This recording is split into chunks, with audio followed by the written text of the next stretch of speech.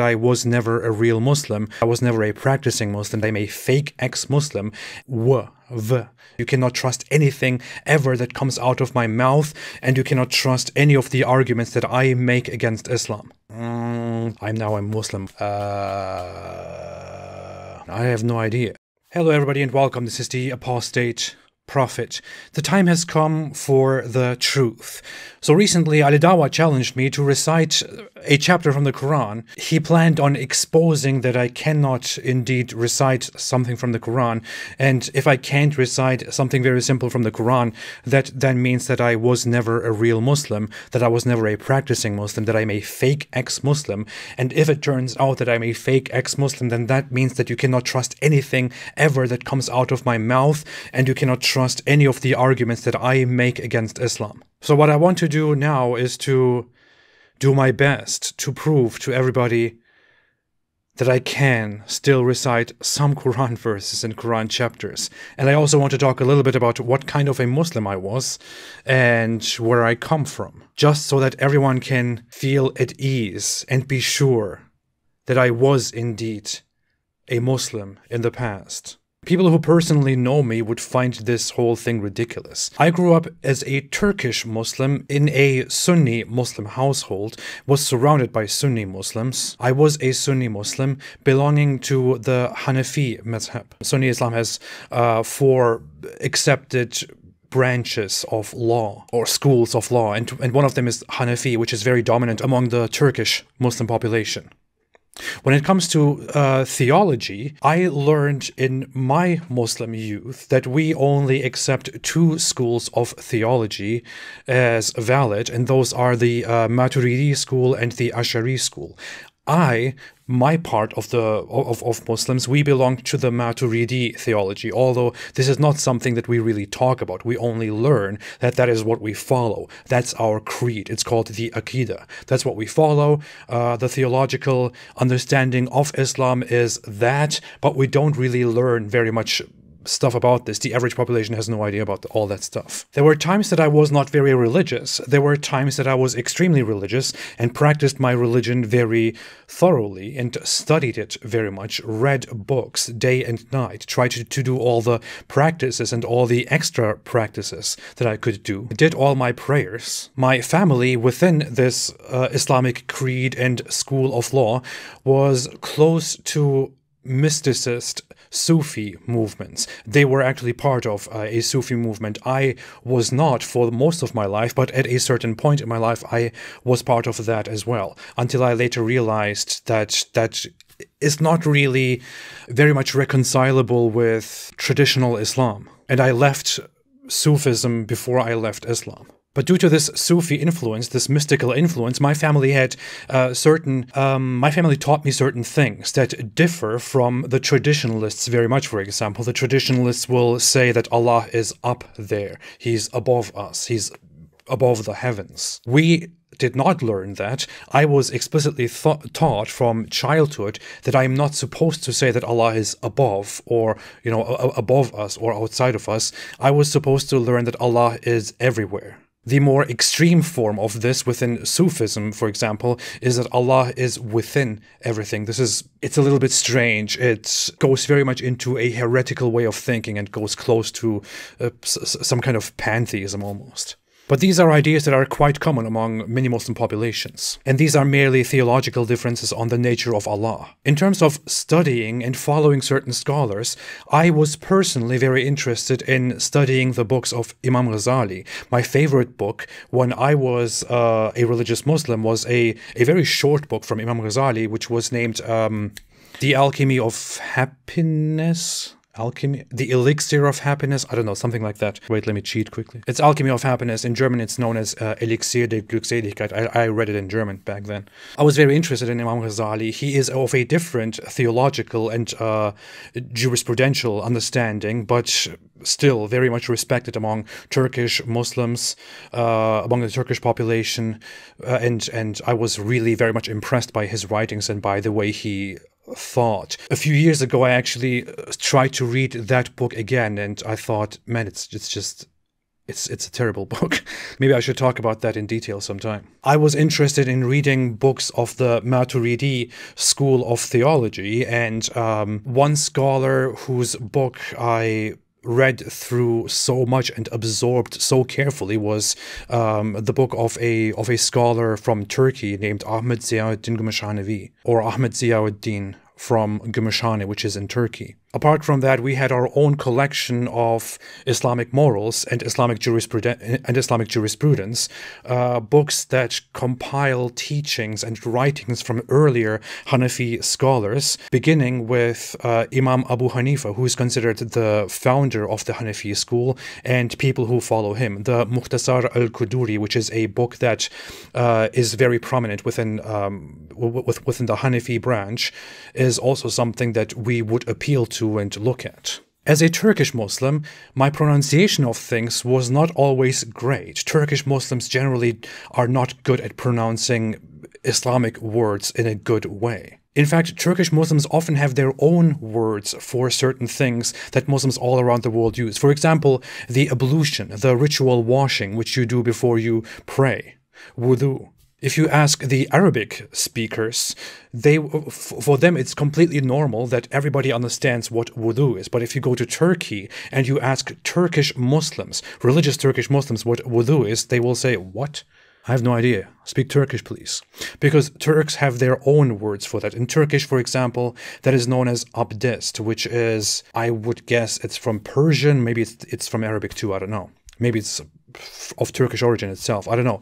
But just like that, Turks, for example, and some other Muslim populations have this culture, this tradition of using their own words instead of using Arabic words. And they also don't have a great pronunciation, a great control over the Arabic language. When I became religious and I became interested in reading and reciting the Quran accurately, it was very disappointing to me that religious teachers and imams in mosques have a very poor pronunciation of the Quran, for example, and I myself tried to do it better, although I didn't really have the time to become perfect at it. And when I recite certain Quran chapters and Quran verses, that might still be very much lacking. Anyway, long story short, I was a regular Turkish Sunni Muslim following the Hanafi mazhab. Now let's come to the challenges. Let me show you how much I can recite things. And to be very honest, I left Islam almost 10 years ago. The last time I prayed was 9 years ago, maybe, yeah. Okay, maybe it was 8 years ago. So it's entirely justifiable that in the meantime I forgot all the things that I used to recite. Nevertheless, let me start with the one chapter that Ali Dawa asked me to recite, which is Kawthar, which is at the end of the Quran. That is the shortest. It is 3 verses long. And it goes, Inna ataynaka al-Kawthar fasalli li rabbika wanhar inna shanika huwa al-abtar. Not sure if I did the pronunciation correctly, but that is it. Here, take that. From the last 10 chapters, what else is there? قُلْ هُوَ اللَّهُ أَحَدْ اللَّهُ الصَّمَدْ لَمْ يَلِدْ وَلَمْ يُولَدْ وَلَمْ يَكُنْ لَهُ كُفُوًا أَحَدٌ. كُفُوًا أَحَدٌ. Whatever. The last 2, Nas and Falak. قُلْ أَعُوذُ بِرَبِّ النَّاسِ مَلِكِ النَّاسِ إِلَهِ النَّاسِ مِنْ شَرِّ الْوَسْوَاسِ الْخَنَّاسِ الَّذِي يُوَسْوِسُ فِي صُدُورِ النَّاسِ مِنَ الْجِنَّةِ وَالنَّاسِ. V. In Turkish, for example, people often say V, but that sound doesn't really exist in Arabic. The other one is Falak, which is قُلْ أَعُوذُ بِرَبِّ الْفَلَقِ مِنْ شَرِّ مَا خَلَقَ وَمِنْ شَرِّ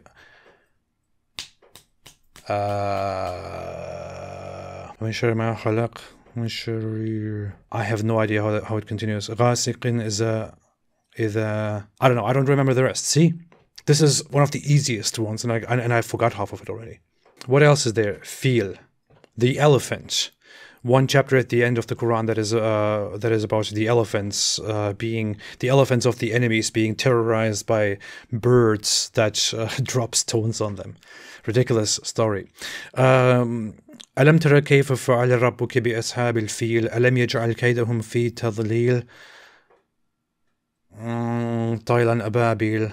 I don't remember the rest. See, that's also gone. Kafirun. يا أيها الكافرون. I don't even remember the rest. I only remember the beginning of it. قل يا أيها الكافرون. It's something like your religion to you, my religion to me, and my religion to me, and your religion to you. It's just what else is there? The one about Masad Abu Lahab, an enemy of Islam, an enemy of Muhammad, who is condemned to hellfire in the Quran itself. See, I don't even remember how it starts. I don't remember that at all. I don't know. One about the Quraysh. Geez, I really don't remember. I don't even remember what the others are. Wait, I don't know. The first chapter of the Quran, obviously the one that you must recite at every part of the prayer, of the 5 daily prayers, is Alhamdulillahi Rabbil Alameen Ar-Rahman Ar-Rahim Maliki Yawmiddin Iyyaka na'budu wa iyyaka nasta'in Ihdina as-sirata al-mustaqim sirata alladhina an'amta alayhim ghayril maghdubi alayhim waladdallin. And then you say Ameen. Outside of there were certain other Quran chapters that I memorized for myself when I would pray the 5 daily prayers, just because I liked them so much. Those were just my preferences. I picked them. One of them was Surah Teen. I completely forgot how that goes. That was also one that I kind of just managed to memorize before I fell into a whole rabbit hole of doubts and stopped doing my prayers.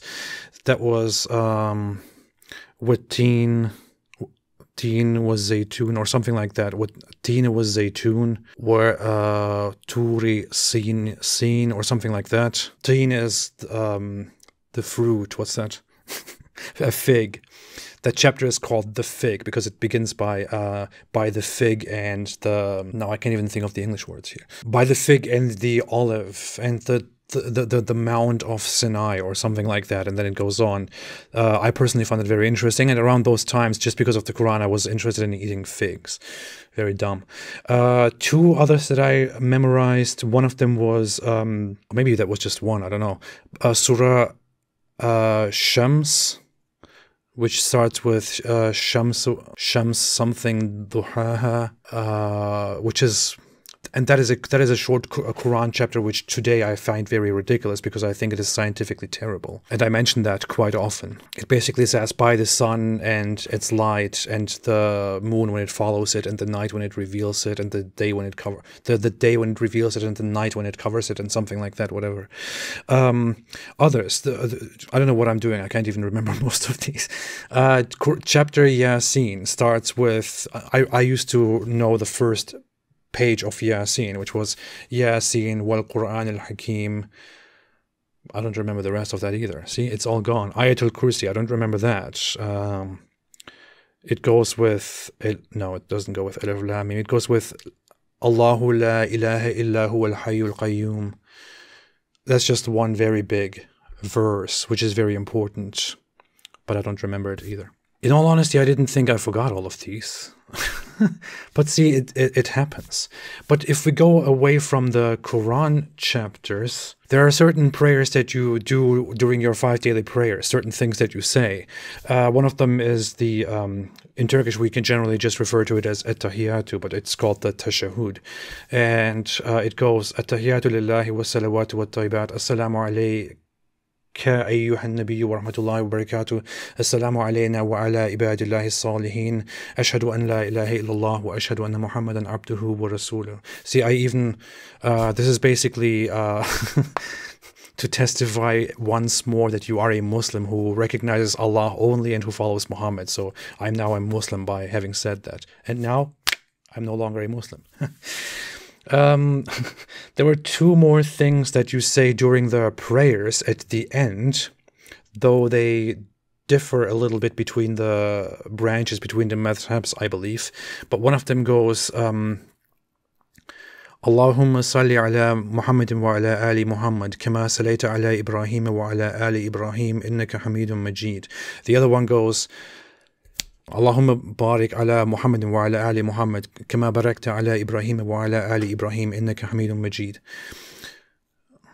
I know that, see? It's been 8 years. 9 years since I stopped practicing Islam, and 8 years since I left Islam. These are the things that I remember from the things that I was supposed to memorize. Aside from that, during my least religious times, I had the basic decency or the basic respect for my religion of at least always saying the Basmala, the Bismillahir Rahmanir Rahim, before I take a bite. For some reason, I learned to always stick to that, even when I was very minimally religious. And I don't know, it's kind of it's a compulsive thing. Like, I have to say it before I eat. Otherwise, the devil will intervene. What else do I remember? I remember the adhan. I remember the prayers. Here, another thing. Between branches, people count the prayers differently, but within the Hanafi madhab, we would count it. We also don't use, in Turkish, we don't use Arabic words for the prayer times, for example.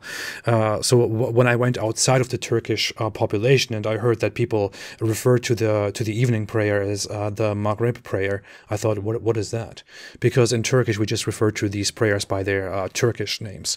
So the morning prayer consists of two obligatory or two fars, rakas. A rakah is a section of the prayer, and two additional ones, right, that are sunnah, that are optional, but you should do them as a good Muslim. The noon prayer, 4 optional first, so 4 sunnah, then 4 farz, and then two other sunnah after that. On Fridays, it is replaced by the Friday prayer, which extends it to 4 sunnah, 4 farz, 4 sunnah.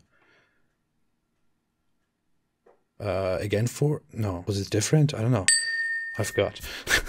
Then the afternoon one, the afternoon prayer is just 4-4, right? I'm not sure if I'm getting these right or maybe completely wrong. I don't know. The evening prayer is when the sun is going down, and there are times during the day where you're not supposed to pray, like when the sun is going up before noon, or during the evening prayer when there was a time that I'm not supposed to pray, but I don't know. But the evening prayer consists of 3 and 2. Geez, I don't even remember these correctly. 3 farz and 2 sunnah, and the longest is the night prayer after the sun has gone down, which is 4 sunnah, 4 obligatory farz, again 4 sunnah or 2 sunnah, I think 2, and then to that we add 3 wajib, also obligatory, with a different nature at the end of that. Then I remember that we would do prayers in Ramadan that are extremely long at night. You pray 20 rakah or something like that. I don't know. Long story short, hey, I was a Muslim. Okay. You can accept me as a legitimate ex-Muslim who did practice and who naturally forgot things over time. This test doesn't mean anything. Challenging me on the spot to recite or to say things, I just take offense by that and just think, dude, stop this. So it's normal that I don't engage with those things. Don't look at whether I am really a proper ex-Muslim or not. Look at the thing that we are discussing. That's the point. Don't care about whether I'm really an ex-Muslim or not. Maybe I'm a fake ex-Muslim. Maybe, I mean, it could have been that I'm a complete fake ex-Muslim, that I was never a Muslim, that I am actually of, I don't know, some weird, strange origin. I have no idea. But that's not the point of anything that we're doing, is it? The point of our discussions should be the things that we talk about, the arguments that I make, the objections that I bring, the debates that we have, trying to find a flaw in me and my past religious behavior and history is a fallacy. It's an ad hominem fallacy, trying to find a flaw in order to discredit me and to then say, hey, look, he's not legitimate. You cannot trust him. We cannot listen to him. Thereby, everything that he has said and everything that he says from now on will be considered invalid. That's not how it works. It's stupid. Let's not focus on this. Let's focus on the stuff that we are talking about. I can find flaws in everybody. But what's the point? I was a Muslim. I am no longer a Muslim. I have talked about my reasons very lengthily, and I will keep talking about why I don't like it, why I'm against it, why I don't think I should be executed and other apostates should be executed, and so on. Thank you for listening. Have a fantastic day, and please take care and stay away from Islam.